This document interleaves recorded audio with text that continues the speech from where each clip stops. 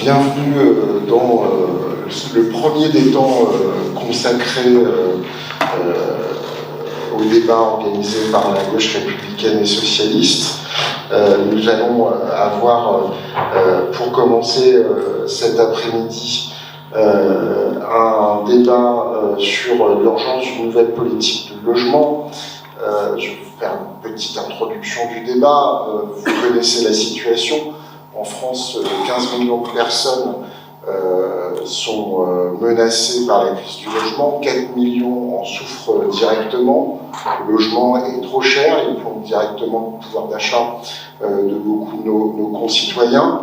Les prix de l'immobilier ont explosé. Il y a 2 ans, la GRS avait participé à Athènes au forum de la gauche européenne. On était intervenu dans un atelier, en l'occurrence j'étais intervenu dans un atelier juste sur ce même thème. Et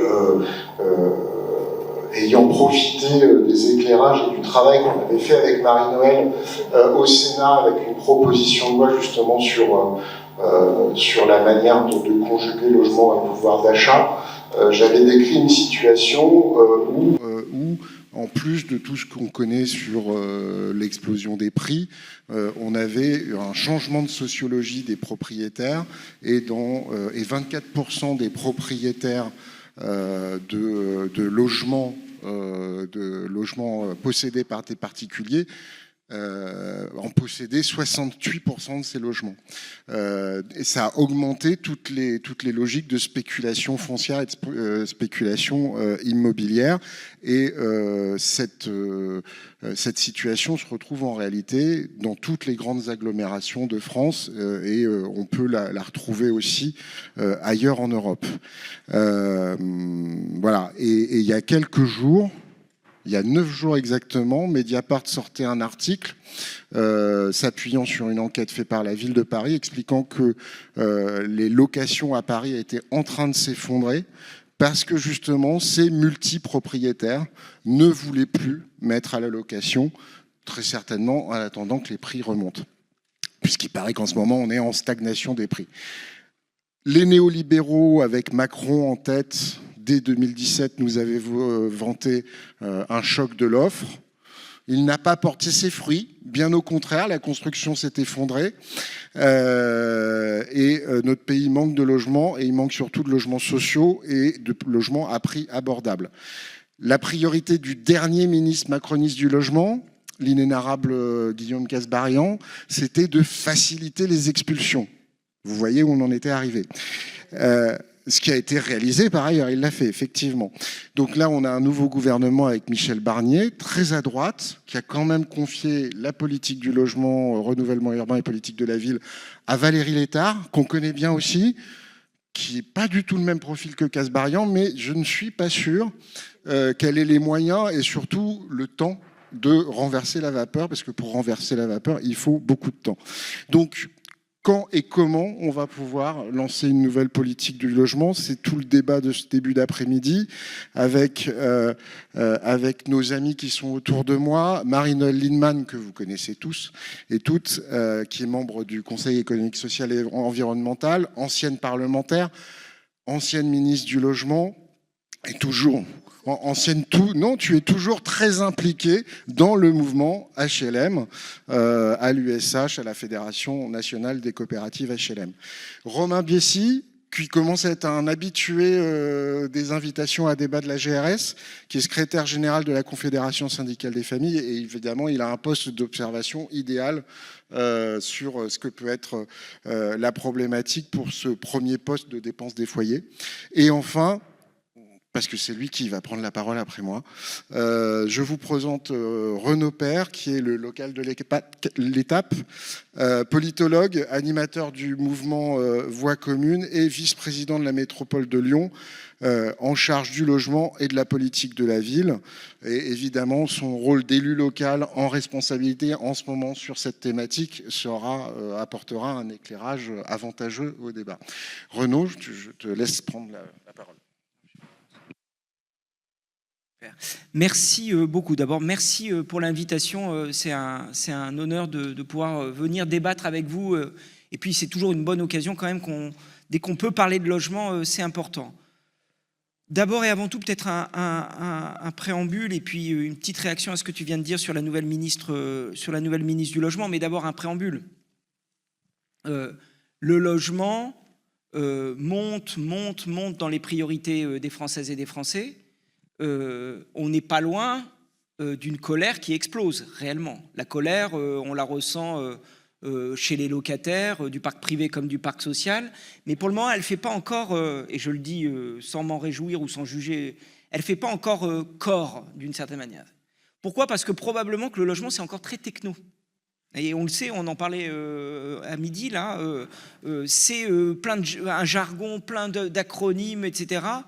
Mais néanmoins, il y a une réalité, c'est que les Françaises et les Français n'arrivent plus à se loger et qu'ils s'appauvrissent par le logement. C'est ça la réalité. Donc on a une question du quotidien qui va exploser après 7 ans de macronisme, il faut quand même le dire. Le deuxième point, c'est pour nous l'impératif des impératifs. Quand je dis pour nous, à gauche. La gauche s'est toujours démarquée sur la question du logement. La gauche, quand elle arrive au pouvoir, elle change le logement. Mais sans rentrer forcément dans les 40 dernières années, de manière historique. Quand la gauche accède au pouvoir municipal dans les années 20, à Vienne, en Autriche ou en France, elle transforme le logement.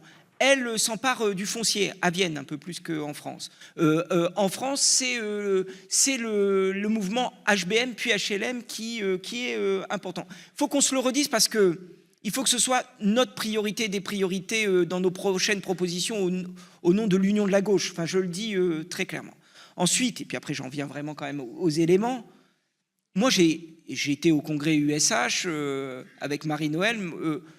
Moi, j'ai envie de croire que, je le dis, comme ça, c'est pas forcément politiquement correct, j'ai envie que Valérie Létard réussisse. Je le dis très clairement parce qu'il n'y a plus le choix de toute façon. 7 ans de politique catastrophique. J'ai quand même un affreux doute. Parce que le problème de la politique du logement, c'est qu'elle s'est quand même décalée d'un ministère à un autre, et pas n'importe lequel. C'est Bercy quand même. C'est Bercy qui aujourd'hui pilote la politique du logement. Enfin, j'ai assisté, comme Marie-Noëlle, à différents moments. Moi, je faisais partie de la commission Rebsamen sur la relance de la construction. Je me souviendrai toujours, on travaille, et puis à l'été, la récré est finie dès lors que Bercy est dans la réunion. Et dit, ça suffit. Installation du Conseil national de la refondation logement. Alors là, caricatural.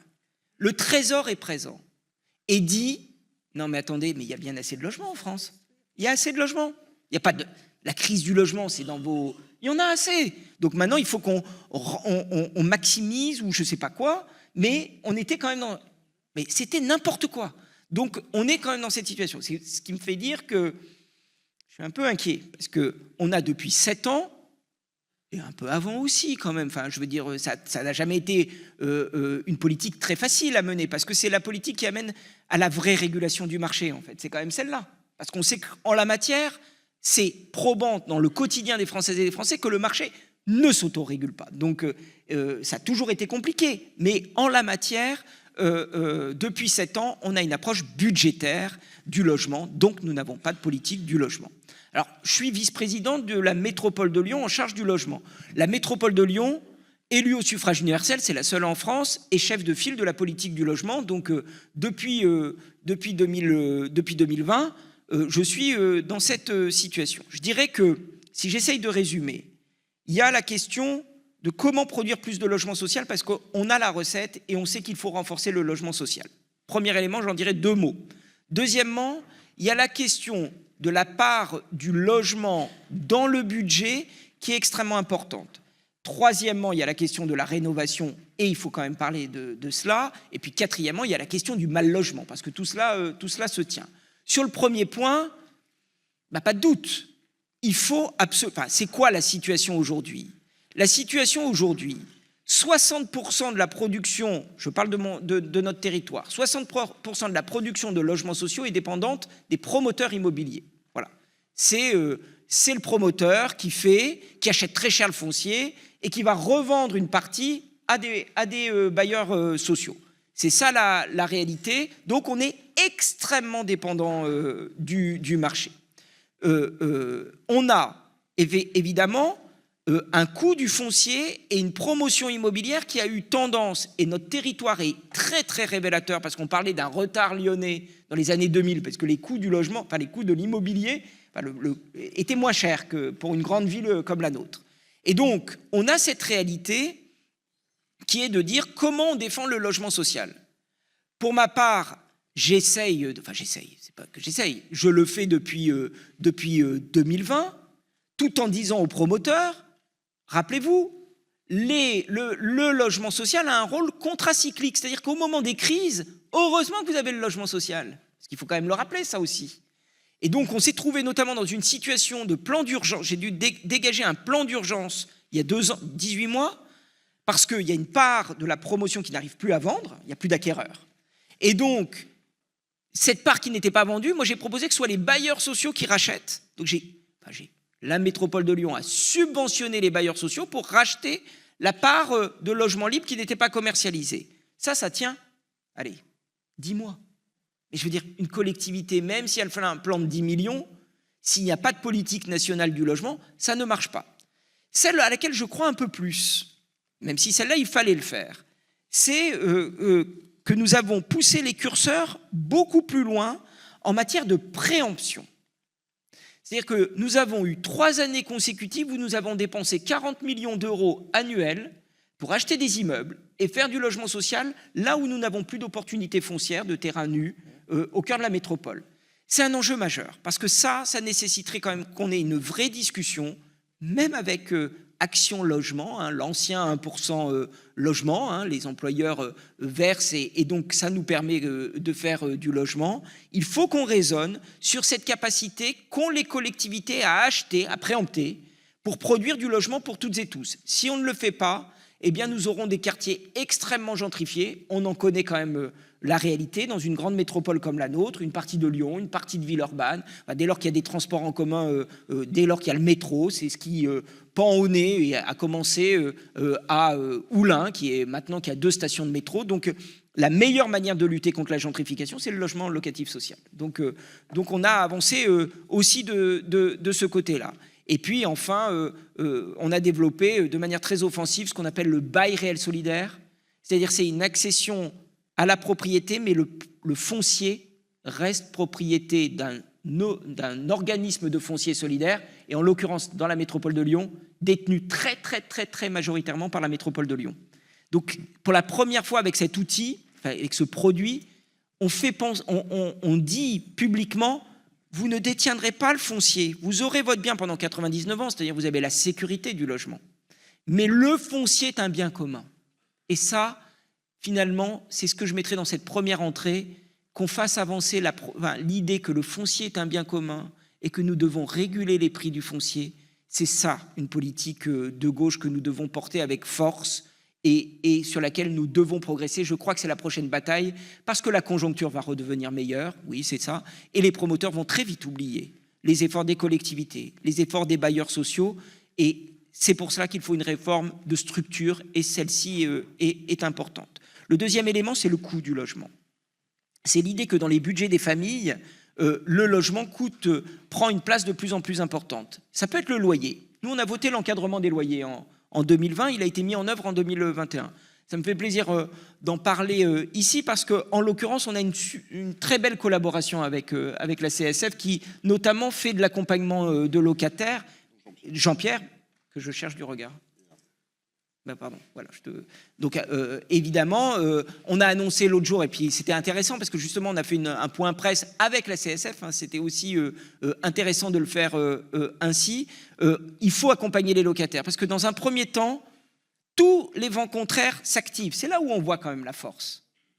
Moi, j'ai une fois tous les 3 mois des interviews d'organisations représentatives des propriétaires qui attaquent, et même presque personnellement, en disant mais ils ont voulu l'encadrement des loyers. Donc c'est à cause d'eux qu'en fait, il n'y a plus de logements. Comme si on avait dit qu'en faisant l'encadrement des loyers, on allait en produire plus de logements. Pas du tout. C'est une mesure de pouvoir d'achat. C'est une mesure de pouvoir d'achat. Donc, et aujourd'hui, on a les premiers résultats. Plus de conformité des annonces, mais c'est un travail de tous les jours, qu'on mène avec l'État local d'ailleurs. Et puis des loyers qui sont contenus, parce que la loi est faite de telle sorte que ça n'est pas une baisse des loyers. Il ne faut pas non plus vendre l'impossible. C'est par contre une manière de les contenir. Et donc, c'est important. Le deuxième combat, et là aussi je regarde Jean-Pierre, et puis c'est un combat, parce que ça nous mobilise, alors là plus difficilement, c'est les charges.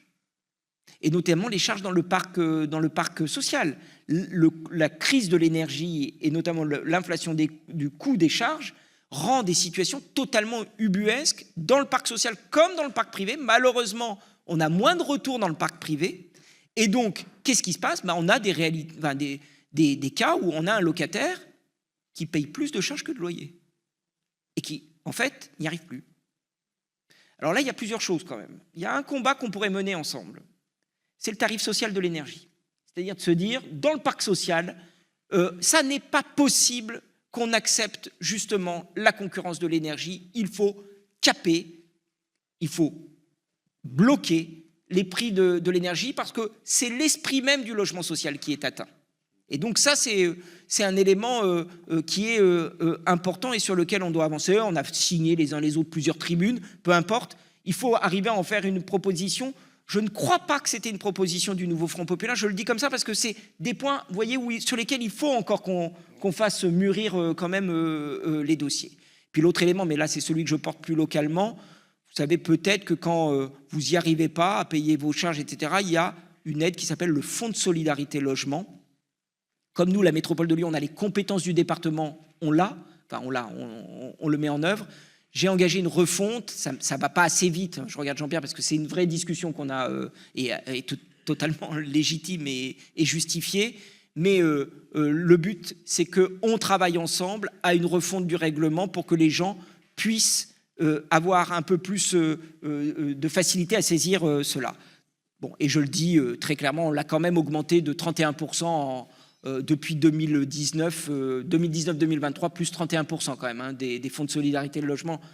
Ce serait pas mal que d'autres territoires fassent autant, mais ça suffit pas quand même, hein, la crise est là. Troisièmement, c'est donc la rénovation, je ne vais pas insister trop parce que peut-être qu'on en parlera, mais c'est un vrai programme et je suis hyper inquiet, hein, parce que la rénovation, nous on a de la chance sur notre territoire, on a un programme métropolitain qui s'appelle Éco-Rénov, plus de 70 millions d'euros engagés quand même, hein. Et quand je suis arrivé, moi j'ai voulu que ce soit à parité parc social, parc privé. Mais dans bon nombre de territoires, il n'y a que le Fonds national des aides à la pierre, c'est-à-dire une partie des aides à la pierre qui vont sur la rénovation. Eh ben, ça, personne n'en a quasiment parlé, ou en tout cas, c'est là où on voit que ça a du mal à franchir la frontière du grand public. L'État a annoncé, j'aide. Et donc moi, je prends un exemple, grande opération, plus de 900 logements à Saint-Priest, engagé par un bailleur métropolitain qui s'appelle S-Métropole Habitat, impossible de boucler le budget puisque l'État s'est retiré. C'est ça la réalité, avant même les annonces Barnier, hein. Donc je parle d'avant. Et puis on aura beau donc parler de tout ça, il y a quand même une réalité qui est le mal logement, 25 000 mal logés dans la métropole de Lyon. 25 000. Des tentes. Des personnes qui arrivent sur notre territoire. Je pense évidemment aux personnes qui ont traversé la Méditerranée, pour prendre cet exemple, qui passent soit par l'Italie, soit par l'Espagne, et qui bien souvent arrivent par défaut. Enfin, j'ai envie de dire que c'était pas, il faut quand même dire aussi les choses, c'était pas leur destination première. Ils arrivent en France et très vite, on tombe à un moment à Lyon, qui est à la croisée des routes. Vous le savez, voilà, c'est aussi la situation géographique. Quand on est arrivé, on a voulu et on a tenu une politique de l'hospitalité. La politique de l'hospitalité, c'est qu'on a dit, évidemment, pour les mineurs non accompagnés, il faut les prendre en charge jusqu'au moment de leur évaluation. S'ils ne sont pas évalués mineurs, c'est une vraie discussion. On ne peut pas, même si on a ouvert 102 places. C'est unique en France pour les jeunes qui sont en recours. Simplement, il y en a 250 qui sont aujourd'hui dans des squares et qui attendent. Il faut aussi dire la réalité, je ne vais pas vous mentir, mais ces 102 places, j'en suis extrêmement fier, enfin nous en sommes extrêmement fiers, mais ça ne suffit pas. Là où je suis fier, c'est qu'on a réussi à amener l'État à participer au financement. Mais ça, c'est un point. Le deuxième point, c'est les adultes, enfin les parents isolés, mères, c'est quand même des femmes dans 99% des cas, avec enfants de moins de 3 ans. L'idée de les prendre en charge jusqu'aux 3 ans de l'enfant, en ouvrant des sites avec des maisonnettes, avec des modulaires, plus que l'hôtel où on n'arrive pas à prendre en charge. C'est aussi des squats que nous avons conventionnés. C'est la volonté plus récente de monter une équipe mobile de l'hospitalité qui va venir en termes de soins, en termes d'accompagnement social, en termes de petits travaux, dans les campements, dans les bidonvilles, pour essayer quand même d'accompagner. Mais enfin, c'est un pansement. Parce que jusqu'à preuve du contraire, la politique d'hébergement d'urgence, la loi nous dit que c'est une compétence de l'État. C'est un piège. Enfin, je le défends volontairement, enfin, je veux dire, nous le défendrons jusqu'au bout. Je ne sais pas si le maire de Lyon a pu en parler, mais c'est une politique que nous partageons avec la ville de Lyon, avec la ville de Villeurbanne et la métropole de Lyon. Mais néanmoins, nous sommes piégés, parce que la plupart des collectifs nous disent « mais c'est votre responsabilité ». C'est-à-dire que le flou qu'il y a, alors que sans politique du logement, il y aura toujours une question d'hébergement, il y aura toujours des gens à la rue. Sans un financement du logement social, nous n'y arriverons pas. Donc, c'est une chaîne. Et mon inquiétude, et je finis là-dessus, c'est que la division des Françaises et des Français va très loin et notamment traverse les classes populaires. Et c'est ce qui fait qu'aujourd'hui, l'atteinte de la majorité pour nous s'éloigne de plus en plus parce que nous voyons que les classes populaires qui nous ont soutenus, qui nous soutiennent, se divisent, se fragmentent. Quand je suis dans un conseil d'administration d'un bailleur et que j'entends des représentants de locataires qui siègent dans les instances, je ne parle pas des organisations, et qui disent « mais ça ne va pas parce qu'on ne fait que loger les étrangers ». Je comprends qu'en fait, ce qu'on a gagné sur les 102 places, enfin beaucoup plus que 102, hein, parce que sur tout ce qu'on a mis en place dans la politique de l'hospitalité, et comme forcément la crise du logement, et puis que le fait que là, les travaux n'ont pas été faits tout de suite par le bailleur, que le bien se dégrade parce qu'il y a un moment, ça se voit quand on ne finance pas assez la rénovation, je parle nationalement évidemment, que tout cela, finalement, monte les uns contre les autres. Et ce moment-là que je redoutais, que nous redoutions, commence à s'installer. Alors bien sûr, il fera le lit des forces qui ne visent qu'à opposer les Françaises et les Français entre eux. C'est pour cela que je le dis, la question du logement, qui est celle qui touche le quotidien, doit être la priorité des priorités, à condition que nous, élus, responsables, que sais-je, nous arrivions à en parler de la manière la plus simple. Ce n'est pas du tout condescendant ce que je veux dire, hein. C'est simplement que si ça doit devenir une cause politique, et je crois que ça doit l'être, pour cela, il faut des mots d'ordre très simples. Oui, la régulation du foncier. Oui, plus de logements sociaux. Oui, plus de préemption. Oui, moins de logements vacants. Voilà des propositions très claires. On a des recettes. On les met en œuvre dans nos collectivités. Ça ne va pas assez loin, mais ça ne va pas assez loin pour une seule raison. C'est que depuis, et vraiment je m'arrête là, depuis la première loi de finances de Macron, la cible a été le logement et le logement social. Parce que depuis la première loi de finances de Macron, il y a eu une mesure qui a été que la baisse des APL soit compensée par les bailleurs sociaux. C'est-à-dire que leurs fonds propres ont fondu dès le premier jour du mandat d'Emmanuel Macron. C'est ça qu'il faut retenir. Et qu'aujourd'hui, 7 ans après, ça ne peut plus faire illusion.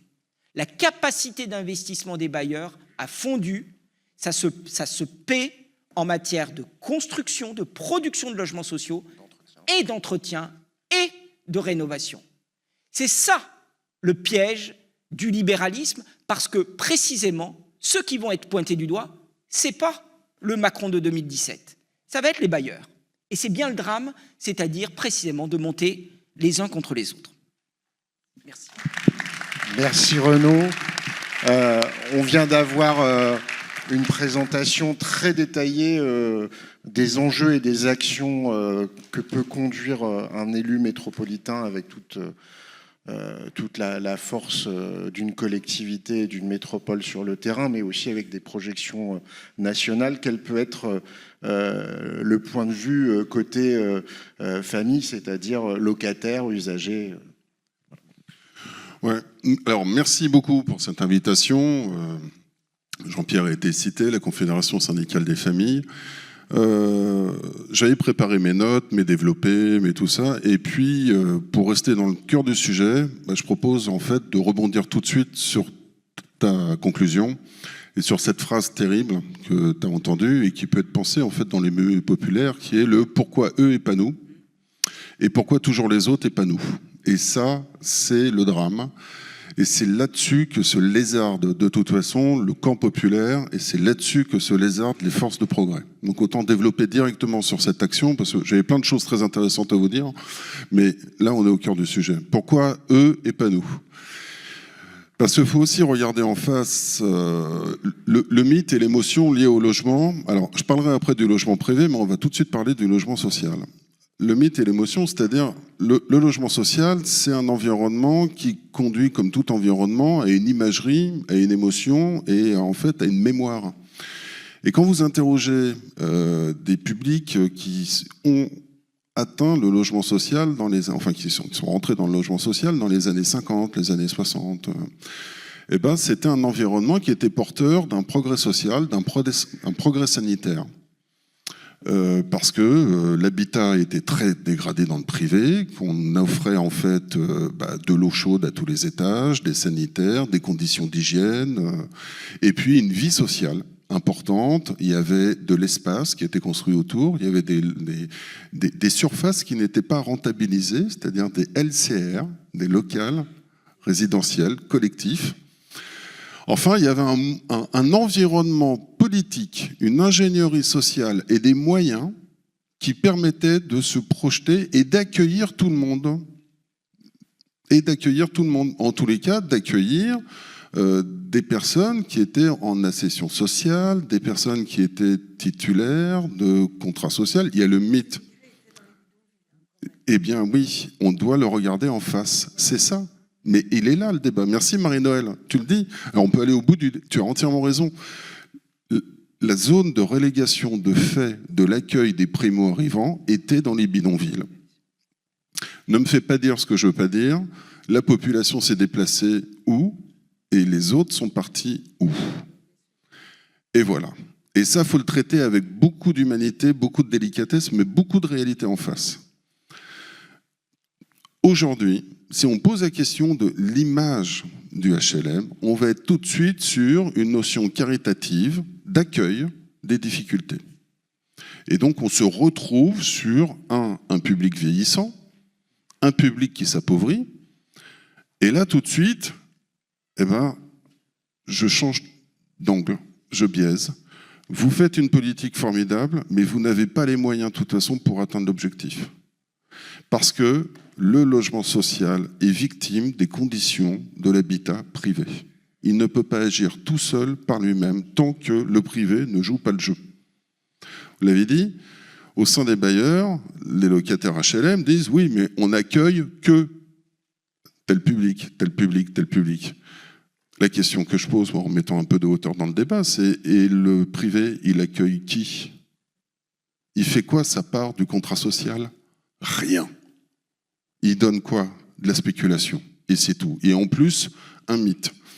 Je voulais commencer par un petit jeu dans la salle en disant, ici, qui serait d'accord pour investir et avoir la promesse que dans 10 ans, le fruit de l'investissement perdra de l'argent ? Personne n'a élevé la main. Et pourtant, dans l'habitat, c'est la seule solution qui nous attend. C'est-à-dire que nous sommes confrontés à 3 crises. La première crise, c'est la crise de la valeur. Le logement coûte trop cher. Donc il faut qu'on arrive à avoir une opinion publique en lui disant, vous savez, pour l'instant, vous êtes dans une logique d'une valeur qui ne peut pas continuer. Donc on se ferme les yeux, on avance, on fait comme si on va trouver une petite solution à côté. Mais à la fin, quand on retrouve de toute façon toutes les analyses, eh ben, le logement, il est trop cher. Et puis après, on est sur la crise de l'offre. Tu te rappelles, on a eu la crise de l'offre. Mais les économistes nous disent que la particularité du logement, c'est qu'elle ne répond pas aux lois du marché. Parce que les propriétaires ont la possibilité de jouer ou pas la question du marché, propriétaire bailleur. Je le mets en location si je veux pas, si je veux, je mets à tel prix, tout ça. Bon. Et puis maintenant, et vous l'avez dit en introduction, on est sur une crise de la destination. Ce pourcentage qui est que de plus en plus de multipropriétaires accaparent le parc locatif privé dans les métropoles. Moi, je veux dire, le problème, c'est pas qu'il y en ait un qui détienne 6, 7, 8, 9 logements. ça me dérange pas tellement. Le problème, c'est qu'il a la main sur la destination de 6, 7, 8 logements. Et quand il veut, le logement, il est vide. Quand il veut, ça devient un logement saisonnier. C'est-à-dire tout type de location de loi de 1989 qui est réservé en fait à le contrat social, c'est-à-dire louer pour faire en sorte que les gens ils ont un toit sur la tête. Alors vous pouvez reconnaître une certaine radicalité chez les militants logement. Ça aussi, c'est un élément important que je voulais dire dans l'intervention. C'est que le logement a une particularité. Il répond à une contrainte incontournable. La contrainte, c'est que si on n'a pas de logement, on meurt. Ça crispe le débat. Voilà. Et puis, incontournable, c'est qu'en termes de pouvoir d'achat, tous les mois, on paye la même somme, même si on a des fins de mois difficiles. Il y a des postes de dépenses qu'on peut réguler. Celui-ci, on ne peut pas le réguler. Donc, c'est un risque de mort vécu de manière angoissante. Une fois qu'on pose le débat sous cet angle-là, on peut se poser la question si, en fin de compte, la crise qui arrive, le contrat social qu'on doit renégocier par rapport au logement, eh ben, il doit prendre en face la question de la propriété privée.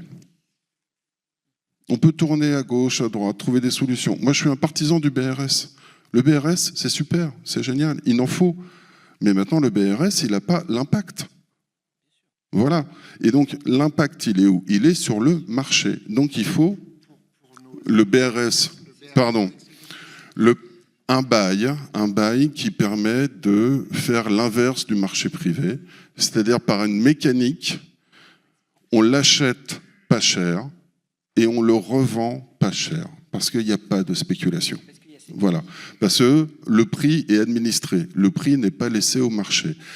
Et donc, à travers cet exemple, à travers la démonstration que je vous ai faite sur les 3 crises qui sont succédées, crise de la valeur, crise de la production et maintenant crise de l'usage, de la destination. La question fondamentale est dans le contrat social, dans la cohésion républicaine, alors qu'on a posé du postulat que le logement était fondamental parce que c'est la mort ou l'angoisse. Eh bien, il faut remettre au centre du débat et du contrat social cette question fondamentale qui est pourquoi est-ce que un bien, un besoin aussi important est laissé à un marché qui ne respecte pas l'humain? Comment on remet de l'humain dans ce marché? Et qu'une solution, c'est la régulation. Donc moi, je suis d'accord qu'un propriétaire, il est le fruit de son investissement, mais le fruit doit être raisonnable et la destination doit être contrôlée par le contrat social, c'est-à-dire pas faire de la concurrence aux étels ou mettre en situation catastrophique les saisonniers le long de la côte, mais faire en sorte que quand on a un logement, c'est fait pour habiter dans des conditions dignes, avec de la stabilité, pour une rente raisonnable. Tout ce que nous ne vivons plus depuis 1989. Pour moi, c'est ça la date de bascule. Avant 1989, la location privée était soumise à des régulations fortes de limite des hausses. À partir de 1989, il y a eu une libéralisation du marché locatif. Et puis les effets pervers sont arrivés à partir de 2000, et puis boum, de la spéculation. Si vous laissez de toute façon le libre champ aux prédateurs spéculatifs, ils trouveront toujours les moyens de faire du gras sur le dos des gens. Voilà, je vous le dis sans aucune correction. Mais c'est une réalité. Le logement est soumis à la jungle spéculative. Donc on doit revenir. Alors après, on peut mettre sur la table les problèmes d'aménagement du territoire, de logique de compétition des métropoles les unes par rapport aux autres. Comment est-ce qu'un territoire qui est à côté d'une grande métropole peut survivre alors qu'elle n'a pas les possibilités? Vous connaissez l'histoire. La CSF avait fait un colloque l'année dernière, enfin il y a 2 ans, à Villeurbanne, et une responsable d'un office départemental à côté de Lyon avait expliqué qu'elle avait une injonction du préfet pour faire du logement social, mais sa trésorerie n'était pas impactée par la possibilité de faire des logements un petit peu plus cher parce que son public était un petit peu moins riche et que donc elle ne se situait pas sur le même niveau de concurrence ou de capacité de concurrence que les SADHLM de la métropole de Lyon. La démonstration a été faite. Qu'est-ce qui pouvait compenser? Eh bien, l'aide de l'État, sauf que l'État ne donne plus d'argent depuis des années et des années. Et que donc, l'autre fondamental que je mette aussi dans le débat, l'État, depuis le tournant de la réforme Barre, cherche gentiment à financer le logement par le privé. De tous les petits côtés qu'on peut. Alors c'est les produits de défiscalisation, c'est l'investissement locatif, c'est le fait qu'on ne donne pas beaucoup d'argent à un bailleur et qu'on lui dise bah, tu te referas ta caisse en vendant dans 8 ans le logement. C'est bon, toutes ces petites mécaniques qu'ils appellent d'ingénierie financière, mais elles ont toutes un trait fondamental. Quand je reviens à cette génération qui est rentrée dans le HLM dans les années 50, l'État mettait ce qu'il fallait sur la table pour construire. Depuis, l'État ne donne plus rien et donc va faire appel à l'épargne privée. Il faut aussi imposer, mais par le mouvement social. Ça ne viendra pas uniquement du jeu parlementaire. Ça viendra par une mobilisation générale de l'opinion publique que pour cette question fondamentale, c'est la solidarité nationale qui prime. Mais je reviens au début de mon intervention. Qui dans la salle est prêt à lever la main en disant « l'investissement que j'ai fait, demain, il va valoir moins cher ».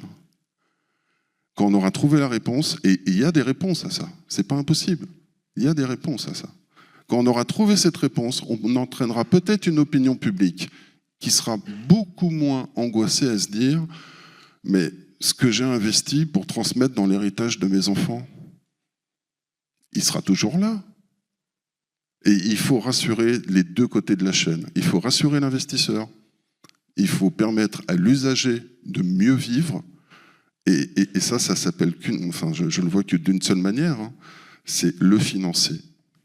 Et le financer à tous les étages dans une logique de justice. Merci. Merci Romain. Alors Marie-Noëlle, il va te revenir la lourde tâche de conclure. Et de conclure en essayant de rattraper un peu de temps. Voilà. Bon, mais tu sais faire ça. Je suis insatiable des débats sur le logement. Mais je vais essayer de dire des choses que les amis n'ont pas dites, parce que ce qu'ils ont dit, je le partage et on le partage depuis maintenant pas mal de temps. Je crois que la crise du logement est un des éléments déterminants de la dégradation du pacte républicain dans ce pays.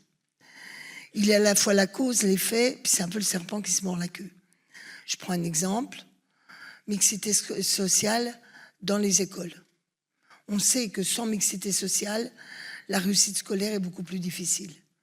Quand vous avez des quartiers entiers où il n'y a que des familles en difficulté et que d'autres quartiers, il n'y a que des familles plutôt bien intégrées et en bonne situation, ben les inégalités scolaires s'accroissent. Et surtout, ce qui est pire, c'est la distance culturelle et éducative qui fracture le corps social.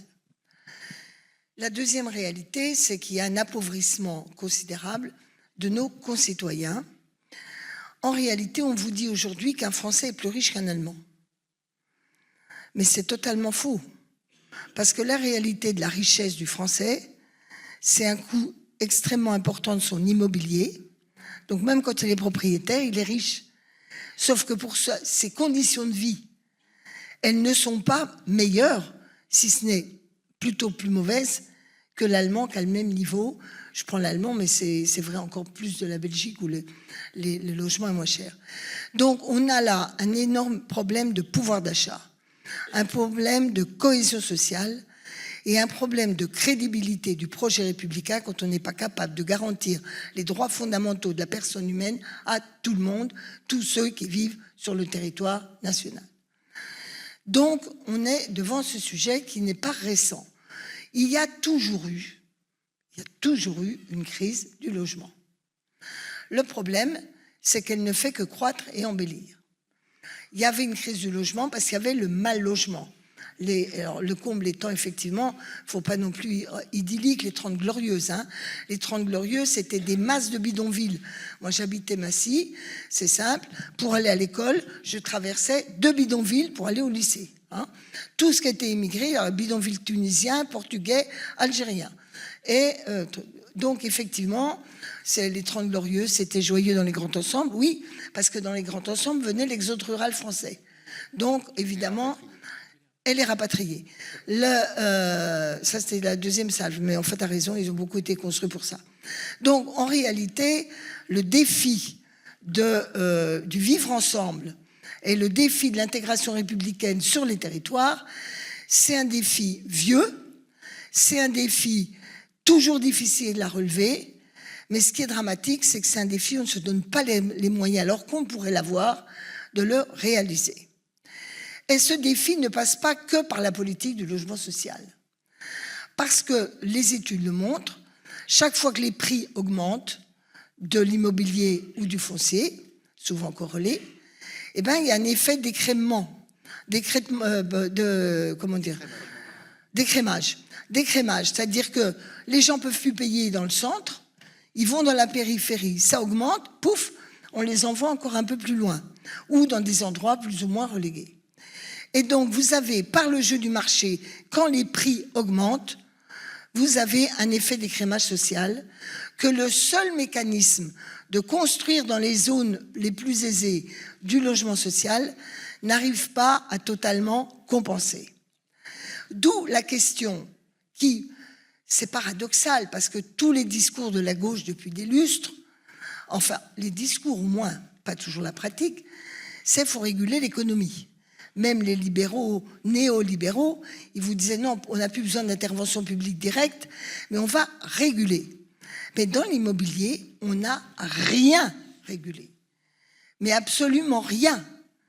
Dès 92-93, quand j'arrive aux affaires, c'était en pleine crise, des prix qui chutaient. Et là, on me dit, tu vas voir, mais le marché, ça marche, regarde, ça baisse. Mais je lui disais, ça ne va pas baisser longtemps, les amis. Et ça n'a pas loupé. Parce qu'en effet, il y avait une crise pour X raisons. Et bien, 3-4 ans, les prix avaient encore augmenté beaucoup plus fortement que ce qu'ils étaient au début, avant la crise. Il n'y a pas dans l'histoire du foncier et de l'immobilier de baisse dans la durée. Et évidemment, aujourd'hui, si on régule, on ne va pas baisser.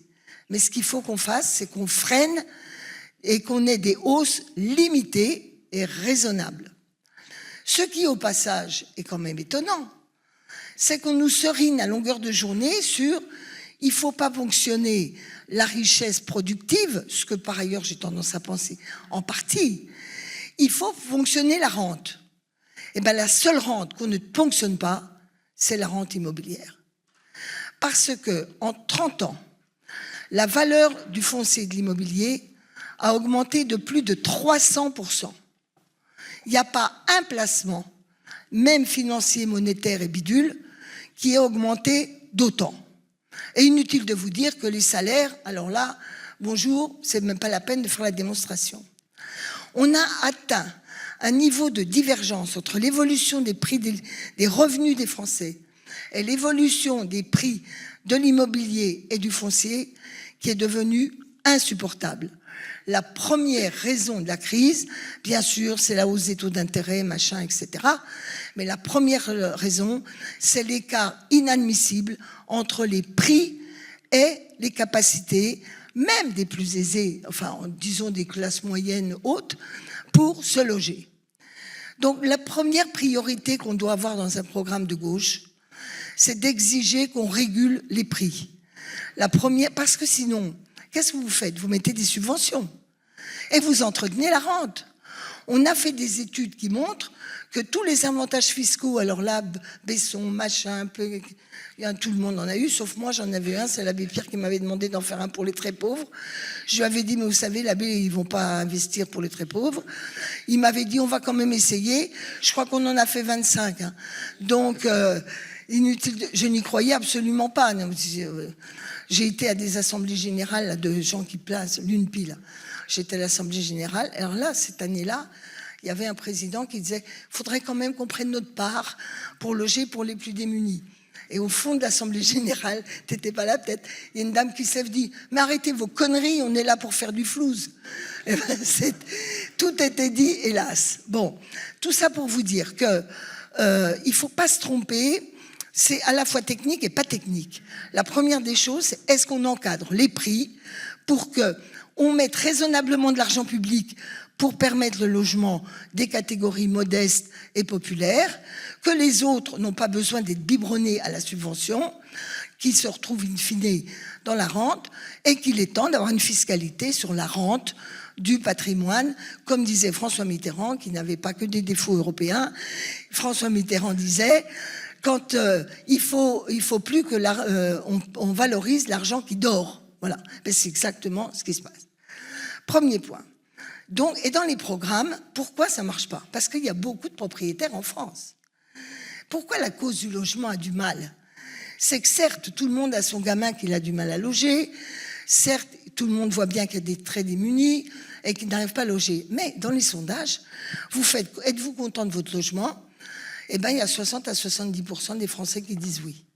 Alors déjà, quand ils répondent à cette question, vous leur posez pas la question, est-ce que tu dépenses trop pour ton logement? Là, déjà, on verrait déjà plus le même truc. Mais globalement, la politique du logement n'apparaît pas comme une politique de nécessité pour tous. Notre premier message, c'est d'aller expliquer que c'est une nécessité pour tous, pour le pouvoir d'achat, pour le pacte républicain, et parce que la République doit s'honorer de loger toutes celles et ceux qui sont sur son territoire.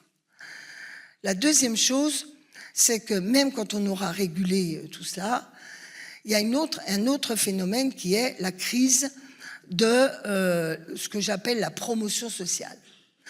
On parle de la smicartisation de la société. En réalité, il y a beaucoup de gens qui, dans leur imaginaire, et c'est vrai, là pour le coup dans les 30 Glorieuses, des catégories ouvrières ou salariées qui voulaient accéder à la propriété, ce qui n'est pas le cas de tout le monde, parce que nous, la génération de 68, jamais la propriété c'est le vol. Enfin maintenant, tous mes potes, ils sont assez âgés maintenant, ils sont tous propriétaires. Mais enfin bon, tout ça pour dire que globalement quand même, il y a l'aspiration à avoir l'impression qu'on a une réussite sociale parce qu'on devient propriétaire. Et par ailleurs, par rapport à la retraite, où les gens ont quand même des angoisses sur l'avenir de la retraite, ou par rapport au fait qu'on ne peut pas vous virer de la même manière quand vous êtes propriétaire que locataire, tout ça donne un sentiment de sécurité. Donc devenir accédant à la propriété, mais quand on est de gauche, c'est pas une honte de dire qu'on soutient l'accession sociale à la propriété. Comme je vous le disais, il n'y a pas besoin d'aller aider les cadres moyens intégrés pour devenir propriétaires. En revanche, les catégories populaires doivent pouvoir être aidées. Or, quand vous prenez, on a mis beaucoup d'argent pour relancer l'accession à la propriété. Sauf que quand vous regardez qui en a bénéficié, eh ben, c'est les catégories aisées, disons les classes moyennes aisées. Et c'est plus les mêmes que ceux qui, dans les années 60, devenaient propriétaires de leur truc. Et c'est important, à la fois à cause de la promotion sociale dans l'imaginaire d'une société qui est arrêtée et bloquée, mais c'est aussi important pour la fluidité dans le parc. Car moins vous avez d'accession sociale, moins des locataires qui habitent dans du logement abordable ou du logement social peuvent quitter leur logement pour redonner de la possibilité pour d'autres. Donc, j'insiste lourdement sur le fait que autant je suis totalement défavorable à tous les Pinel, bidules, machin, parce qu'ils trompent le marché, comme diraient les libéraux, on solvabilise artificiellement, autant aider les familles moyennes et modestes à accéder à la propriété me paraît un élément déterminant, et ça n'est pas une ruine. La troisième chose qu'il faut savoir, c'est qu'une des raisons de la crise, je vous parlais de 93, l'avantage d'avoir de l'expérience, c'est que dans ces années-là, issues de la période d'après-guerre, les banques et les assurances avaient l'obligation légale d'avoir dans leur, vous savez, leur garantie pour prêter, il faut des garanties. Dans les garanties, il y avait une obligation d'avoir du logement, qui était plutôt du logement, on dirait intermédiaire bas, hein, et donc ils avaient AXA, la BNP, le Crédit Agricole, tout ça, ils avaient un parc locatif et c'était des institutionnels.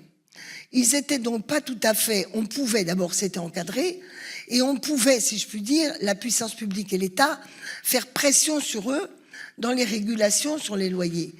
Tandis que l'émiettement individuel des bailleurs privés, fût-il 25, voire 25, c'est pas des gens dont vous pouvez réguler le marché avec des outils opérants. Ou alors vous allez écrire d'orfraie, comment vous me spoliez, etc.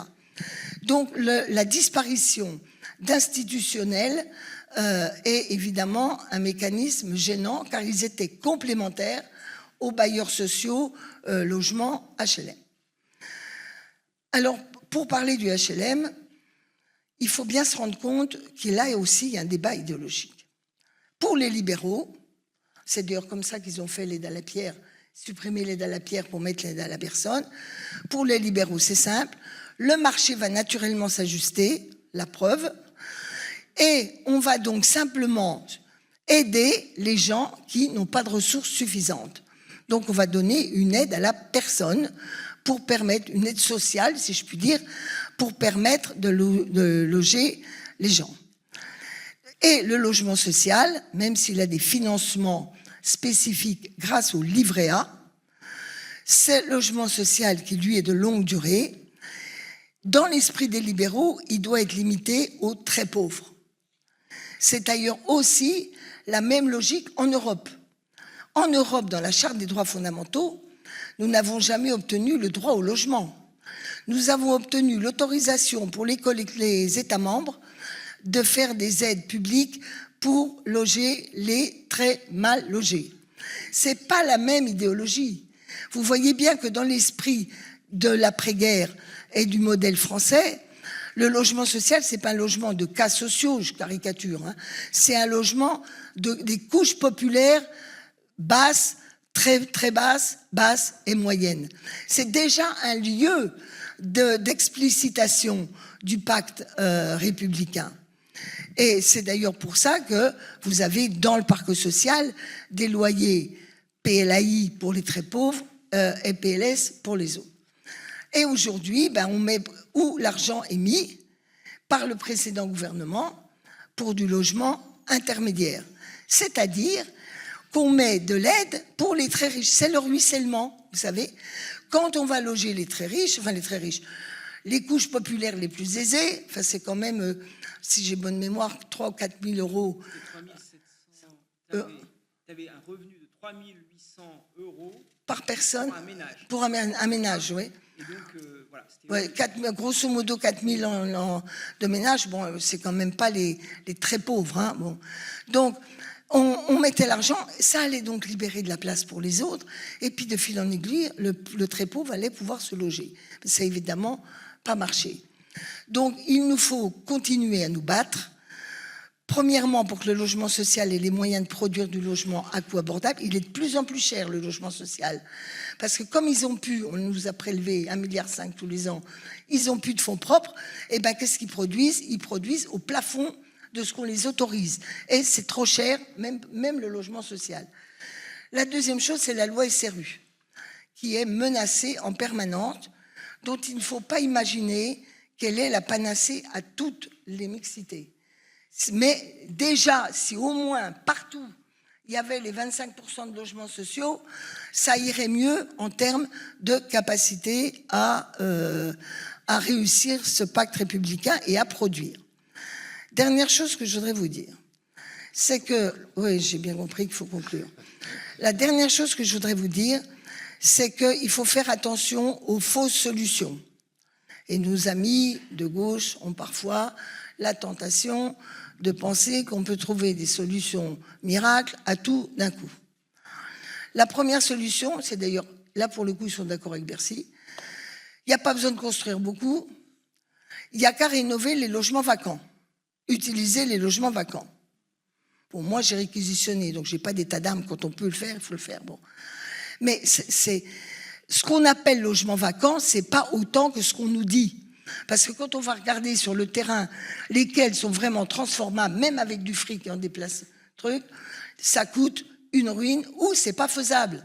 Du genre, vous avez au-dessus d'un commerce, ça rentrait par le commerce pour entrer, on vous dit, mettez un escalier dehors, colimaçon, oui, mais c'est pas accessible aux handicapés. Hein.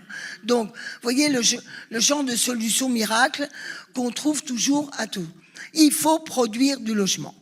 Il faut en construire et inventer des modes urbains de densité raisonnable et pas de densité insupportable.